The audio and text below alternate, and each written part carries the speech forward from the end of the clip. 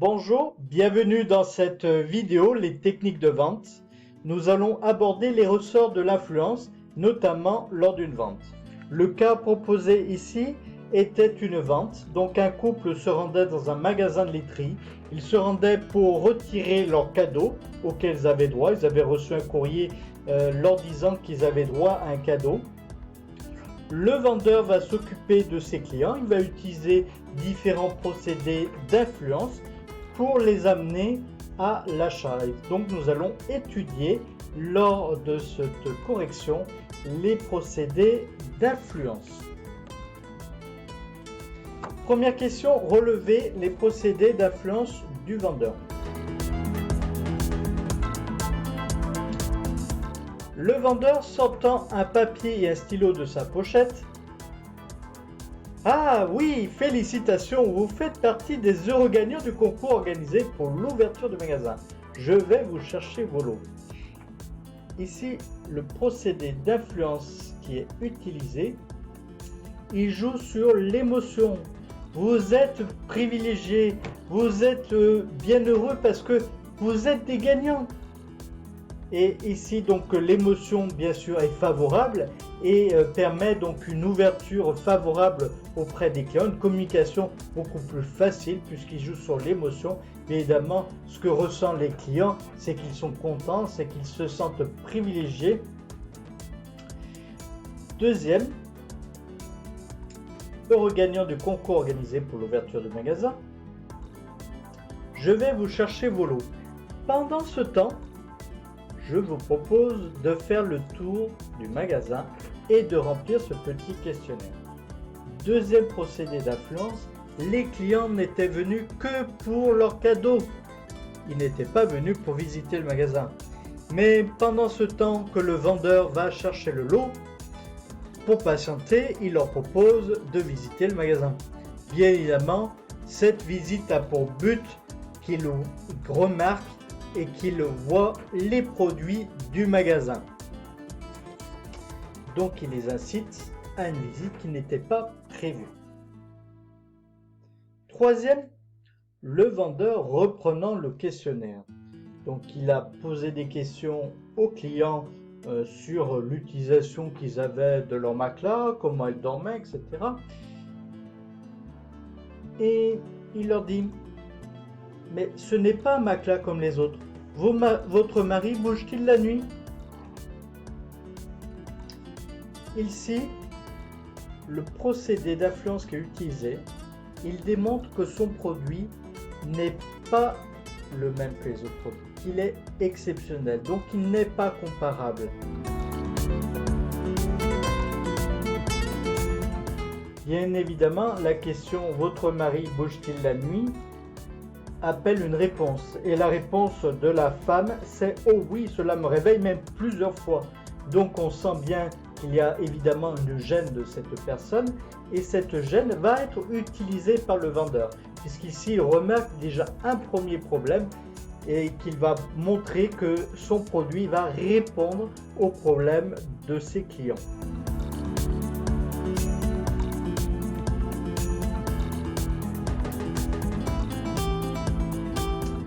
Le vendeur, encore une fois, reprend le questionnaire et donc les réponses des clients. Je vois que vous n'avez pas changé de matelas depuis 7 ans. C'est pour cela que vous avez mal au dos. Ce matelas s'adapte à toutes les formes du corps. Donc ici, le procédé d'influence, c'est que le vendeur relie un problème, le mal de dos que rencontre ce couple, à un autre, une cause, c'est-à-dire leur matelas qui est ancien, qui n'a pas été changé depuis 7 ans. Bien évidemment, le but ici, c'est de leur démontrer qu'il est nécessaire qu'ils changent de matelas et donc qu'ils en achètent un autre.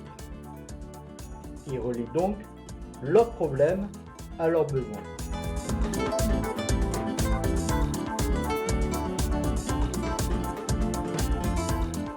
Le vendeur se heurte à une objection du couple qui dit le prix de ce matelas est relativement élevé. La réponse du vendeur, c'est Ah, j'ai oublié de vous dire, les gagnants de notre concours bénéficient d'une réduction exceptionnelle de 50% sur tout le magasin pendant 15 jours. Évidemment, les clients ne s'attendaient pas à une telle réponse. Une réduction aussi importante de 50% est évidemment très importante et très alléchante. Pourquoi le vendeur n'a-t-il pas proposé sa réduction tout de suite? Parce qu'il attendait justement l'objection du prix. Et cette réponse lui permet de traiter totalement l'objection du prix. Ici, donc, le couple, après avoir donné l'objection du prix, bon, le problème qui se pose, c'est que malgré la réduction de prix, leur trésorerie est en difficulté et qu'ils n'auront pas possibilité de le payer en une fois. C'est une objection, on ne sait pas si cette objection de la part du couple est sincère et vraie. En tout cas, le vendeur va la traiter en leur disant qu'ils peuvent bénéficier du paiement 4 fois sans frais si ils le prennent maintenant. Donc, c'est bien sûr très avantageux.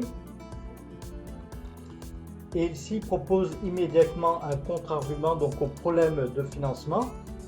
Évidemment, cette proposition est en échange d'un achat immédiat et c'est important qu'il ait précisé en échange d'achat immédiat parce que ce qu'il attend, c'est que le couple prenne sa décision de suite.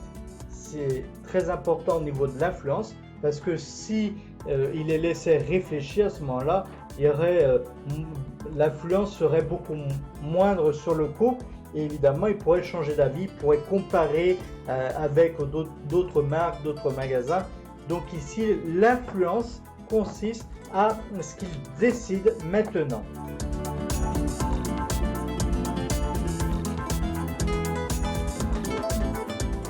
Alors, le couple décide de le prendre finalement parce qu'il se dit c'est une bonne affaire. On a une réduction importante, ça répond à nos problèmes de dos, de mal de dos, de sommeil perturbé. Et en plus, on nous fait une offre de 4 fois sans frais si on le prend maintenant. Et le vendeur utilise un dernier procédé d'influence. Il sent bien que malgré tout, il peut avoir un doute au niveau de l'achat. Et là, le vendeur prend le mari par l'épaule et lui dit « Vous avez fait le bon choix, une affaire comme celle-là, ça ne se rate pas. » Ici, le procédé d'influence, c'est qu'il rassure le mari d'un geste amical. Bien évidemment, la difficulté lorsque l'on a à vendre à 2 personnes, c'est qu'il faut convaincre les deux. Et parmi les 2 personnes, il se peut qu'une personne soit encore hésitante. Et ici, le vendeur va faire ce geste pour rassurer le mari et pour s'assurer qu'il a bien l'adhésion des deux, parce que c'est important, parce que l'un pourrait convaincre l'autre de ne pas acheter. Donc il est très important pour le vendeur d'avoir une influence sur les 2 personnes et bien sûr de faire attention à qui va décider de l'achat de ce produit. Deuxième question. Quels sont les objectifs de chacun des acteurs? Pour le vendeur, c'est faire venir le client, lui proposer des produits, détecter les besoins du client et d'obtenir des informations.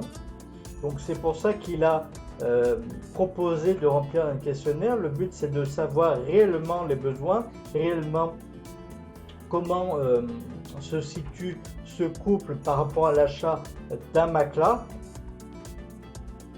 Toute la vente part du besoin du client. Donc si le vendeur ne détecte pas le besoin du client, ici il va rater sa vente. Pour le client, ici le client, lui, il est venu dans l'objectif d'avoir ce cadeau, cet avantage. Il n'est pas venu dans l'objectif de l'achat, mais bien évidemment, le rôle du vendeur, ça va être de l'influencer à acheter ce matelas parce que en lui montrant qu'il a un besoin et qu'il doit répondre à ce besoin. et d'où la nécessité pour le vendeur d'avoir des informations. Et vous remarquez qu'ici, il n'a pas posé les questions directement. Il aurait pu directement leur poser les questions en arrivant. Non, non, ça s'est fait en douceur. Il leur a laissé un temps mort, qu'on pourrait dire, un temps où ils doivent patienter, leur a remis un questionnaire. Bien évidemment, le client s'est prêté questionnaire. Alors on comprend pourquoi, parce que ils vont recevoir un cadeau, et bien évidemment ils se disent, en échange on peut bien remplir ce questionnaire, ça ne coûte pas bien grand chose, et donc ce questionnaire va être utilisé par le vendeur pour obtenir des informations, pour détecter les besoins des clients et les inciter, les influencer à acheter le produit. Troisième question, imaginez la gestuelle et la posture du vendeur et aussi donc du client. Il y avait les deux. Alors, si on prend la posture du vendeur, celui-ci doit garder le silence. Alors, pourquoi garder le silence? C'est très important. Il doit être dans l'observation du couple. Il doit observer leur gestuelle, il doit observer ce qu'ils disent, le ton dont ils disent, pour savoir si ce couple est réfractaire à l'achat, au contraire, il est favorable et comment il va se positionner. C'est important qu'il garde le silence parce qu'il doit écouter le couple, il doit observer ce qu'ils disent. Deuxième chose, il les regarde dans les yeux. Cela lui permet de capter l'attention du couple et lui montre, voilà, j'attends une réponse de votre part. En le regardant en silence, il leur montre que c'est lui qui patiente et c'est lui qui attend. Bien évidemment, le couple voit le vendeur qui le regarde et donc c'est une influence de plus à prendre une décision. La posture droite va démontrer la confiance du vendeur.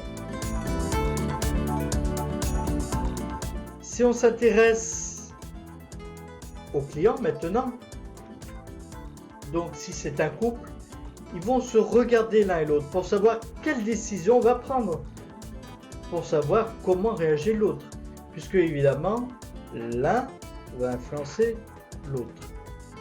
Ils vont peut-être aussi se toucher le menton en signe d'hésitation. Évidemment, il y a l'envie d'avoir un matelas neuf, de résoudre ses problèmes de dos ou de sommeil perturbé, mais il y a cet achat qui est important. Donc il y a une hésitation. Le vendeur va remarquer ce geste-là. Il va avoir l'hésitation. Il va essayer peut-être voir s'il y a des objections à la vente, s'il y a encore des éléments qui seraient réfractaires à l'achat. Troisièmement, ce qui arrive fréquemment, c'est que le client touche le produit. Il est encore en hésitation et il a besoin de se rassurer, il a besoin de savoir si vraiment c'est le bon produit. Évidemment, le toucher, ça rassure et puis aussi, ça permet de bien se rendre compte si c'est le bon produit qu'on a besoin d'acheter. Voilà, nous sommes arrivés donc à la fin de cette vidéo. J'espère que vous avez parfaitement compris les procédés d'influence et je vous remercie de votre attention.